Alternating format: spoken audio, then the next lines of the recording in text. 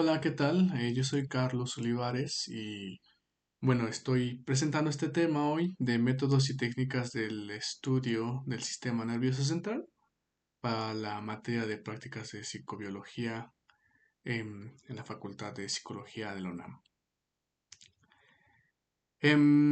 Bueno, un poco el objetivo antes de adentrarnos en los métodos, un poco el objetivo de el porqué de estos métodos y estas técnicas es pues simplemente conocer más a fondo cómo están las conexiones neuronales, haciendo un tipo mapeo en el sistema nervioso central, en el cerebro en este caso, y cómo están relacionadas entre sí, cómo se conectan unas con otras, seguir el camino, digamos, el mapa de conexiones entre ellas, y bueno, cómo están relacionadas con la conducta, en la conducta humana, ya sea pues fisiológica, emocional, motriz. Entonces, esto se hace a través de varios métodos. em, Algunos son, digamos, destructivos en el sentido de que pues afectan o se tiene que sacrificar al animal, u otros métodos son en vivo, son más como amigables en el sentido humano, sobre todo aquí hay una parte ética, ¿no? Que no podemos pues generar experimentos que sean que sean intrusivos, que sean de destrucción para pues una persona humana. Em, y bueno, empezamos con el método histológico. El método histológico, pues es un procedimiento que se utiliza después de la aplicación de los métodos eléctricos o químicos estereotáxicos. Y aquí la aclaración es que yo creo que más que un método es un procedimiento que está como independientemente de los métodos que se utilicen, es algo que se realiza constantemente para poder em, posteriormente observar de manera microscópica aquello que se quiere observar. En este caso, pues las conexiones neuronales o cómo está determinada secreción de algún neurotransmisor y en fin, ¿no? Entonces, el animal es sacrificado para el estudio de su encéfalo y bueno, este órgano se prepara previamente a la observación microscópica, ¿no? Lo primero que se hace, se hace se fija como tal, bueno, una vez que es extraído el encéfalo, en este caso, se fija con una sustancia que se llama formol, que es la más usada. Esto para evitar que se pueda generar em, una destrucción o que se empiece a deteriorar como tal el cerebro por el hecho de que pues ya murió el animal y bueno, pues empieza a degradarse, ¿no? Entonces, en este caso, este fijador pues ayuda a preservar como tal. Otra cosa que se realiza previamente a pues a la observación, a los métodos, es que simplemente se extrae la sangre. Se trata de extraer la sangre para igual, ¿no? Por motivos de preservación. Entonces esto se le llama perfusión. La perfusión me parece que puede ser hecha antes, cuando el animal todavía está, digamos, vivo y se aprovecha el latido del corazón, el bombeo del corazón para poder extraer la sangre y en su lugar, pues, sustituirlo con alguna otra sustancia que pueda ayudar a preservar el cerebro. Bueno, posteriormente, una vez que ya está extirpado el cerebro, ya se sacó, eh, pues se busca seccionar con un equipo que se llama microtomo y que realiza cortes de 10 micrómetros hasta 80 micrómetros y bueno, se busca sobre todo seccionar la parte que nos interesa, ¿no?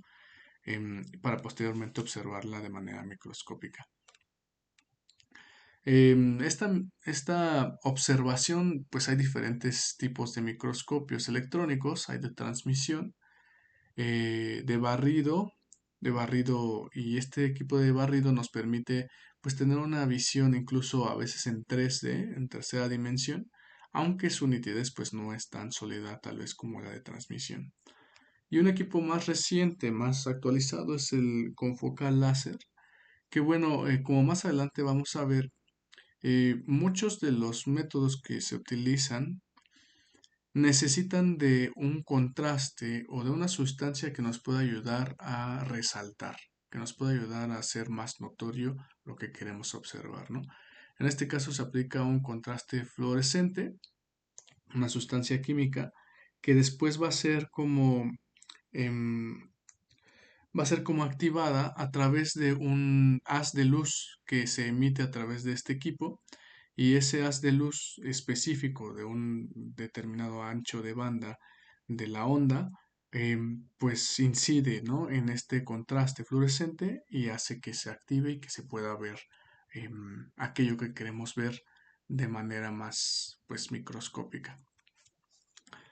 Em, entonces, pasamos a los métodos electroquímicos. Como les mencionaba, estos métodos son, digamos, de cierta forma los más antiguos que se pudieron empezar a hacer, porque en cierto sentido los métodos más antiguos que se han tenido son los de ablación experimental, ¿no? Que es prácticamente generar una lesión.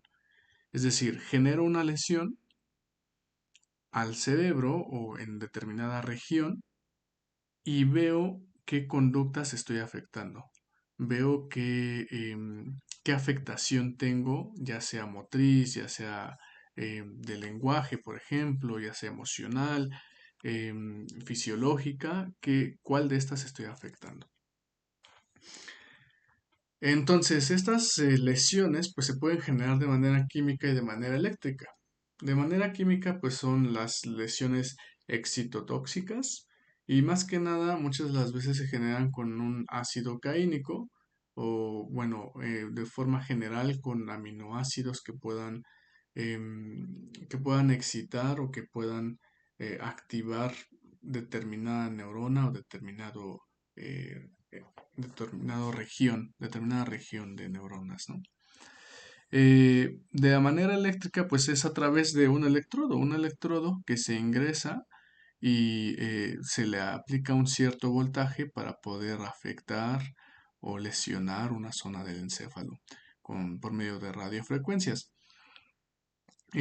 Como les mencionaba, pues estos métodos son tanto de afectación, o vamos a llamarlo así, de destrucción, no podrían ser aplicados en un ser humano, ¿no? Para simplemente experimentación. Pero sí, pues en algún animal de experimentación, como una rata de laboratorio o algún ser así. Estos métodos tienen otro aspecto, digamos un complemento, que es una lesión falsa, así se le llama, al hecho de que pues para poder descartar que la lesión o la conducta afectada que se ve no haya sido por simplemente la perforación, porque pues nos llevamos, ¿no?, algunas neuronas o afectamos algunas zonas de la corteza, por ejemplo, del cerebro, cuando hacemos esta incisión hasta la zona donde queremos llegar, pues para descartar que haya sido por esa incisión, se hace una lesión falsa en otro animal control, en otro animal de laboratorio, al cual no se le inyecta nada, no se le inserta ninguna sustancia química, ni se le da ninguna estimulación por radiofrecuencia, para precisamente ver si en el animalito en el que sí lo hicimos, pues si la afectación es precisamente por la sustancia o por la afectación eléctrica que le dimos, o por pues nada más la perforación que se hizo, ¿no? Hablando de esta perforación, pues que como mencionábamos acá arriba, es em, una perforación o una cirugía estereotáxica, que se ocupa pues este aparatito que está aquí al lado, en el lado derecho. Em, hay de esta versión que es para, pues, versión experimental para los animalitos, pero también hay ya como, digamos, una versión más médica donde se utiliza para, em, pues, ayudar a algún paciente, a algún ser humano, a alguna persona con ciertas estimulaciones y métodos tanto químicos como eléctricos, ¿no? Entonces, esta es la segunda parte, digamos, ya no de afectación intrusiva o de lesión, sino más bien como de estimulación. Y la estimulación también se puede dar por estos dos métodos, ¿no? Tanto químico como eléctrico. Químico, pues igual, inyectando alguna sustancia química a la zona donde queremos llegar. Y puede ser esto también temporal. ¿Cómo? Por ejemplo, se puede inhibir ya sea la actividad neuronal con algún tipo de analgésico o con alguna sustancia inhibitoria, ¿no? Entonces, o en este caso, bueno, pongo ahí la de estimulación con el glutamato, que es como uno de los principales, principales sustancias de estimulación neuronal. Después tenemos en la parte eléctrica o de los electrodos, en la parte solamente de estimulación, no de lesión, pues se pueden aplicar microelectrodos, estos microelectrodos que son más enfocados a la parte muy específica, particular de neuronas, ¿no? O sea, una neurona en específico o esta otra, pero los macroelectrodos que son como más de región, más de no una en específico, sino la región como tal, neuronal. Entonces, una desventaja que tienen estos métodos es que de alguna u otra forma llegan a tener em, una afectación que vamos a llamarle así efecto secundario, ¿no? A otras neuronas. Y entonces llegan a ser un poquito conflictivos porque no podríamos determinar muy específicamente la función o el camino de activación neuronal. Em, Déjenme ver si me hace falta algo más aquí.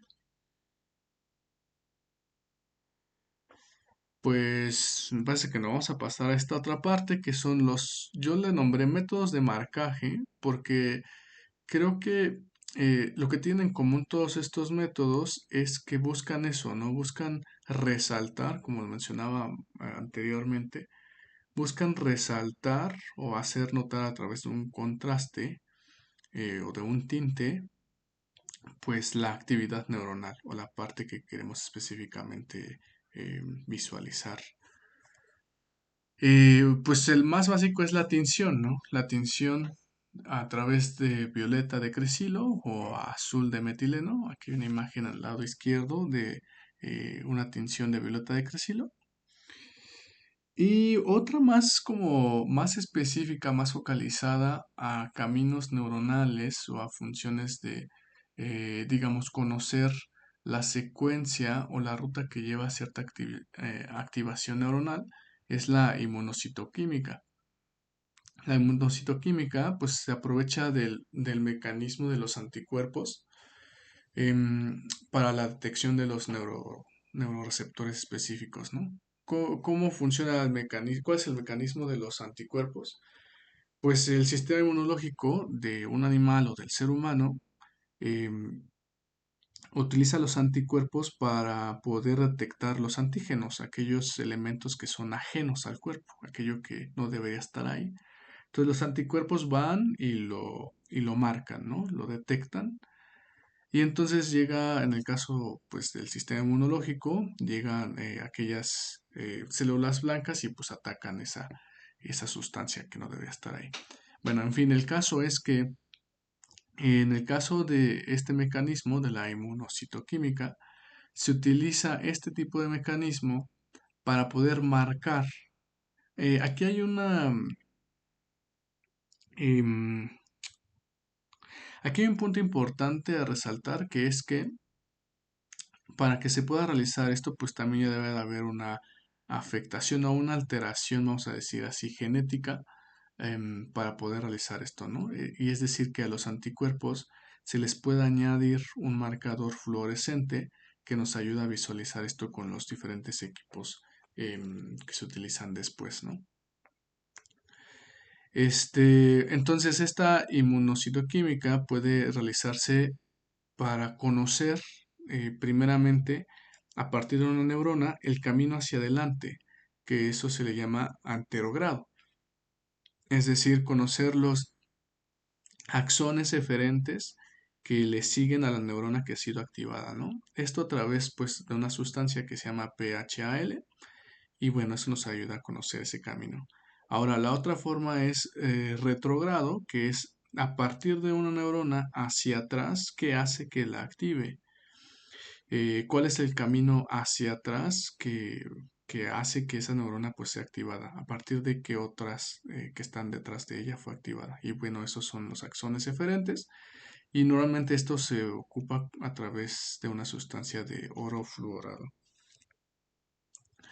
Em, Hay otro método que es la transneuronal, que bueno, eso es más como conocer todo el camino hacia atrás o hacia adelante, conociendo, digamos, la ramificación completa de la conexión específica de un tipo de neurona o un tipo de neurotransmisor o de neuroreceptor, y es a través de, pues, inyectar o infectar pues, con un tipo virus, en este caso, por ejemplo, pseudorrabia o herpes, que son virus atenuados, ¿no? Es decir, no es como tal que se enferme a alguien, sino que como si fuera una vacuna, se, son estos virus que se marcan y bueno, nos puede ayudar a entender cómo donde se encuentran presentes en esa conexión neuronal, es que pues ahí mismo es a donde queremos llegar porque ahí se ha instalado afectando determinado tipo de enzima, ¿no? O determinado tipo de neurona. Después tenemos la autorradiografía, que esto, bueno, se llama autorradiografía porque pues es el procedimiento para poder obtener la imagen, es como si fuera pues una revelación de una fotografía, ¿no? Aquí tenemos una imagen al lado izquierdo de un encéfalo de una ratita, ¿no? Esto se hace pues igual inyectando una sustancia que se llama ligando radioactivo que pues bueno, pues reacciona a través de la revelación de esta imagen en un cuarto oscuro. Normalmente se utiliza morfina o morfina radioactiva o 2-desoxiglucosa, que podríamos decir que esto sería un método más como metabólico, ¿no? Porque la 2-desoxirribonucleosa eh, reacciona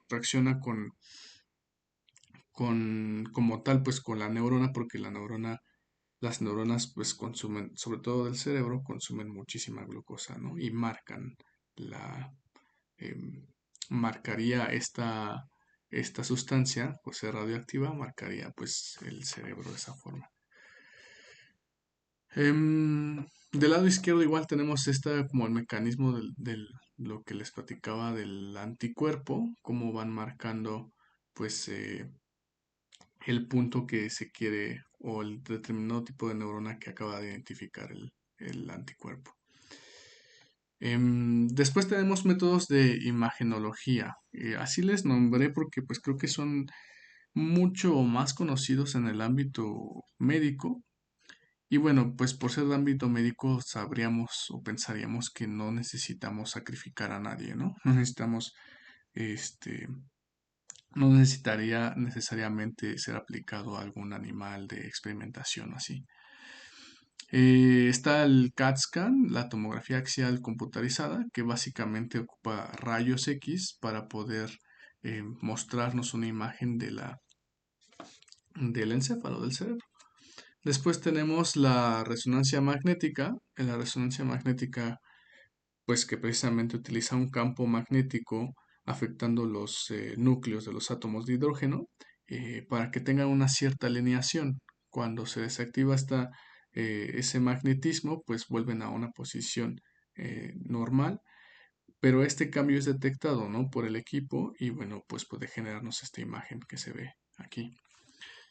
Em, Después tenemos las imágenes tensionales de difusión. Estas imágenes son, o más bien este equipo funciona a través del movimiento molecular del agua, porque estas están, digamos, paralelas a los fascículos de la sustancia blanca y bueno, paralelos a los axones.